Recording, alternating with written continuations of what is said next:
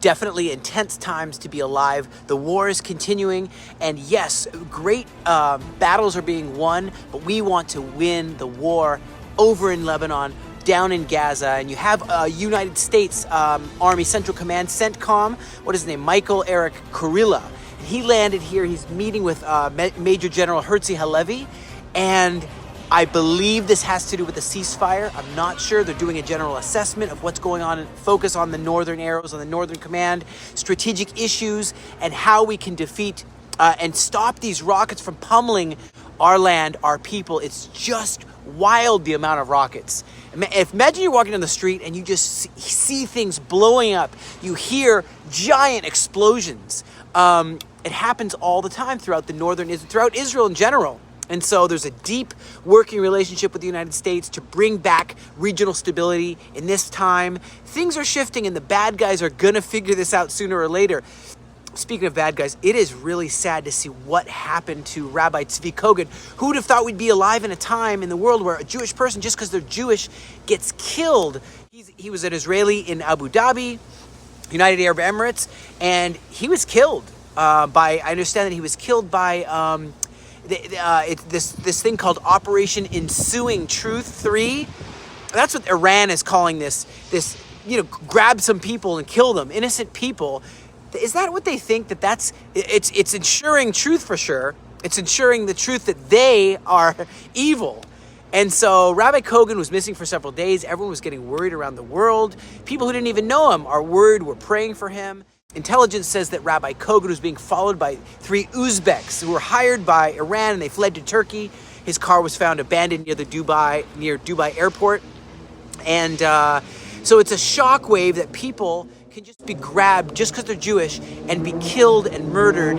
And it's just really sad. And not only that, there was someone in America that was a Jewish Israeli man. He was working as a locksmith to help people when they're stuck out of their car and stuff. And his name is Aviv Brook, an Israeli locksmith in Memphis, Tennessee, brutally murdered. Was that from Iran? I don't know. But there's a lot of questions here, but here's some answers. Beware, workers of evil, workers of iniquity. You're not going to get away with it. We're going to stand in the gap. The free world is rising up together. Now, you might say they're rising up together to put arrest warrants out for Netanyahu and Yoav Gallant, former Minister of Defense. But that is something so foolish, so ridiculous. I'm sure that quickly people are going to realize that the people standing up to protect their country here and I want to bring you back to October 7th. What happened and what continues to happen is we didn't start this fight. We didn't want this fight, but a major, major, major battle came upon us, and we're defending ourselves, and that is not a crime.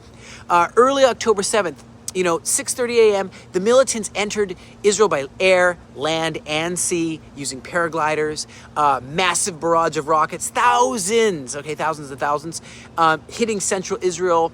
Attacks on police stations, attacks on a dance celebration. Hamas gunmen took overran a whole police station, killing officers, taking control. The Re'im army base, Hamas launched an assault there, taking control of the base. The Erez crossing base, where they were checked to come in and work and get jobs. That was completely, they just murdered everybody there. In Nahal Oz, murdered everybody in there as well. All kinds of kibbutzes destroyed, burnt, people massacred. It was just horrible. And about 6,000 of these monsters entered in, taking 251 Israelis hostage, massacring over 1,200 people. And I'm just telling you, friends, this kind of a showing of the hand of what they're really about. Not freedom fighters, not trying to get a nation, not trying to have a Palestinian state, but just gross medieval style murder, and that is going to be put to a stop by us. And let me tell you what, eventually all of the stories of the heroes that fought on the 7th of October, that continue to fight on the northern and the southern front, are going to come out in books, in TV series. It's just, there's so many heroic people who stood to defend the defenseless. Even my very, very close friend just showed me about how the Hamas was trying to kill them, and how just because of a rock, which was they didn't notice the rock was there, and it saved their lives. This thermal drone that you got us one drone, we're trying to get another one.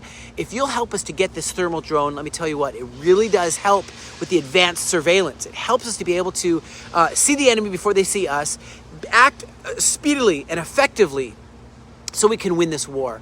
And you can see the enemy in pitch dark. So if you want to send beef jerky or send money for the thermal drone, just Aliyah Return Center, P.O. Box 2288, Tiberias, Israel, 1410000. Thank you so very much. And let me tell you this, in this modern Dreyfus trial, as it's being called, you remember Dreyfus was a man who they falsely accused him as being a spy, and all these people said death to the Jews. They didn't just say death to Dreyfus, death to all the Jews. And thank God for America standing up against this hypocrisy.